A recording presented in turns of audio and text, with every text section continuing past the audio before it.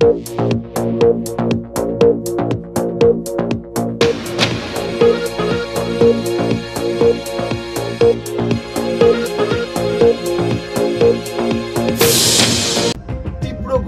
পরিণত হবে এবং তারপর বাংলাদেশ উপকূলের দিকে এগিয়ে যাবে। রবিবার মধ্যরাতে পশ্চিমবঙ্গের সাগরদ্বীপ এবং বাংলাদেশের খেপুপাড়ার মধ্যে রেমালের ল্যান্ডফল, রেমাল আছড়ে পড়তে পারে, এটাই পূর্বাভাস। মৌসুম ভবন যে ম্যাপ আমাদের সঙ্গে শেয়ার করেছে, সেই ম্যাপ দেখলে বুঝতে পারবেন যে মোটামুটি বাংলাদেশে মানে ঘূর্ণিঝড়ের যে আই বা সেন্টার থাকে সেটা বাংলাদেশের দুবলার চর বা তিনকোনা দ্বীপ এই জোনটার উপর থেকে ঘূর্ণিঝড়ের কেন্দ্র এগিয়ে যাবে বাংলাদেশ হয়ে আর একটু সামনের দিকে। এক্ষেত্রে এই ঘূর্ণিঝড়ের সেন্টারটা যদি আরেকটু পশ্চিমবঙ্গের দিকে হয় তাহলে পশ্চিমবঙ্গের দাপট আরো বেশি হবে, অথবা যদি আরেকটু পূর্ব দিক বা বাংলাদেশের দিকে সরে হয় তাহলে বাংলাদেশের দাপট অনেক বেশি হবে। এই ধরনের একটু আনসার্টেনিটি এখনো রয়েছে। তবে এটুকু যা এখনো পর্যন্ত যা দেখা গেছে যে আবহবিদরা যে গতিপথ দেখতে পাচ্ছেন যে কোন পথে রেমাল এগিয়ে যাবে, তাতে আগামীকাল এবং আগামী বেশ কয়েকদিন একেবারে বাংলা জুড়ে দুর্যোগ বলা যেতে পারে। উপকূল থেকে উত্তরবঙ্গ কোনো জায়গায় দুর্যোগের হাত থেকে, ইনক্লুডিং পশ্চিমাঞ্চল, কোনো জায়গায় দুর্যোগের হাত থেকে খুব একটা রেহাই পাবে না। দেখুন, এমনিতে ঘূর্ণিঝড়ের ডান দিকে, ঘূর্ণিঝড় যেদিকে এগিয়ে যায় তার ডান দিকে অনেক বেশি ক্ষতি হয়। সেদিক থেকে বলা যেতে পারে বাংলাদেশে এর দাপট এবং মানে হাওয়ার দাপট, জলোচ্ছ্বাস অনেক বেশি হবে। আমাদের এখানে কি কি হতে পারে, আবহাওয়া দপ্তর কি বলেছে একটু আপনাদের সঙ্গে শেয়ার করে নিই। লেটেস্ট আপডেট, কলকাতা সহ দক্ষিণবঙ্গের ছটা জেলা, কলকাতা, হাওড়া, হুগলি, পূর্ব মেদিনীপুর, উত্তর দক্ষিণ 24 পরগনায় লাল সতর্কতা জারি করা হয়েছে আগামীকাল রবিবার। উত্তর দক্ষিণ 24 পরগনায় কোনো জায়গায় চরম ভারী বর্ষণ, অর্থাৎ 200 মিলিমিটারের বেশি বৃষ্টি হতে পারে। ঘন্টায় 100 থেকে 110, কোথাও 120 কিলোমিটার বেগে দমকা বাতাস বইতে পারে এই দুটো জেলায়। কলকাতায় ঘন্টায় 80 থেকে 90 কিলোমিটার বেগে ঝোড়ো বাতাস বইতে পারে। একই রকম অবস্থা থাকতে পারে পূর্ব মেদিনীপুর, হাওড়া, হুগলিতে এবং আশপাশের বেশ কিছু জেলা যেমন নদিয়া, পূর্ব বর্ধমান, পশ্চিম মেদিনীপুর, এগুলো কমলা সতর্কতা। দক্ষিণবঙ্গের বাকি জেলাগুলোতে হলুদ সতর্কতা থাকছে।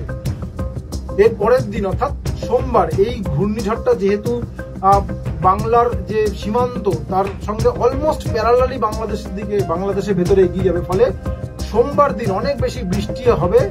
নদিয়া, মুর্শিদাবাদ এই দুটো জেলায় লাল সতর্কতা। সোমবার দিন মুর্শিদাবাদে ঘন্টায় 80 কিলোমিটার বেগে ঝোড়ো বাতাস বইতে পারে। কলকাতা, উত্তর দক্ষিণ 24 পরগনায় ভারী থেকে অতি ভারী বৃষ্টি, কমলা সতর্কতা রয়েছে।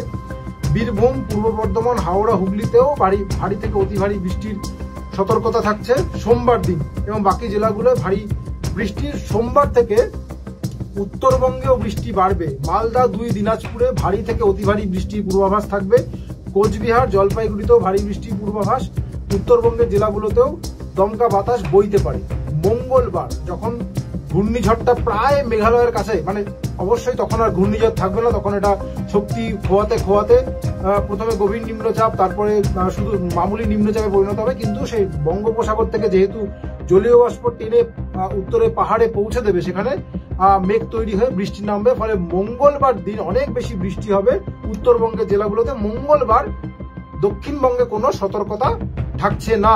বৃষ্টি বাদলা হতে পারে বিক্ষিপ্তভাবে, কিন্তু মঙ্গলবার থেকে দক্ষিণবঙ্গের আবহাওয়ার অনেকটাই উন্নতি হয়ে যাবে। মঙ্গলবার দিন কোচবিহার, আলিপুরদুয়ার, জলপাইগুড়িতে চরম ভারী বৃষ্টি, অর্থাৎ একদিনে 200 মিলিমিটারের বেশি বৃষ্টি হতে পারে। এই 3 জেলায় মঙ্গলবার লাল সতর্কতা জারি করা হয়েছে। কালিম্পং, দার্জিলিং, 2 দিনাজপুরে ভারী থেকে অতি ভারী বৃষ্টি। এই পূর্বাভাসটা খুব গুরুত্বপূর্ণ, কারণ স্কুলে গরমের ছুটি চলছে। বহু মানুষ এখন উত্তরবঙ্গে বেড়াতে গিয়েছেন, পাহাড়ে রয়েছেন, সেখানকার স্থানীয় মানুষ প্লাস এত পর্যটক, লক্ষ লক্ষ পর্যটক রয়েছে। মঙ্গলবার দিনটা উত্তরবঙ্গের জন্য খুব ভাইটাল, যেটা বললাম। কোচবিহার, আলিপুরদুয়ার, জলপাইগুড়িতে চরম ভারী বৃষ্টির পূর্বাভাস রয়েছে। দার্জিলিং, কালিম্পং, 2 দিনাজপুরে মঙ্গলবার ভারী থেকে অতি ভারী বৃষ্টি হতে পারে। উত্তরের সব জেলায় দমকা বাতাস বইতে পারে। বুধবার দিন কোচবিহার, জলপাইগুড়ি ছাড়া রাজ্যে আর কোথাওই ভারী বৃষ্টির পূর্বাভাস নেই। তাহলে যেটা দেখা যাচ্ছে, যেহেতু এই ঘূর্ণিঝড় রেমাল তার যে গতিপথ, তার এমনই গতিপথ থাকছে, তাতে উপকূল, পশ্চিমাঞ্চল তো বটেই, উত্তরবঙ্গ জুড়েও ভারী থেকে অতি ভারী, কোথাও চরম ভারী বর্ষণ। অর্থাৎ শনিবার, রবিবার, সোমবার, মঙ্গলবার, বুধবার পর্যন্ত এই সিস্টেমটার জন্য বাংলায় বৃষ্টি হবে। তবে সবচেয়ে বেশি আশঙ্কা যে জায়গাটা নিয়ে সেটা অবশ্যই উপকূল, বিশেষ করে সুন্দরবন।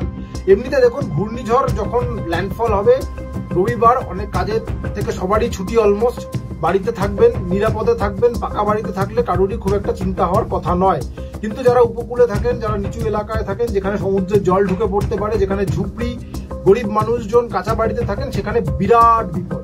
যেহেতু দমকা বাতাস ঘন্টায় 100 থেকে 110, 120 কিলোমিটার বেগে বইতে পারে, সেখানে প্লাস সমুদ্র উত্তাল থাকবে এবং ভরা কোটাল রয়েছে। 11:30, 11:15 নাগাদ সুন্দরবন সাগর দ্বীপের কাছে নদীতে ভরা কোটাল রয়েছে। ফলে কোটাল এমনিতেই জলোচ্ছ্বাস, তার সঙ্গে সুন্দরবন ঘূর্ণিঝড়ের জন্য জলোচ্ছ্বাস, সব মিলিয়ে বাঁধের একটা বড় পরীক্ষা। যে বাঁধের মেরামতি নিয়ে সারা বছর প্রশ্ন ওঠে।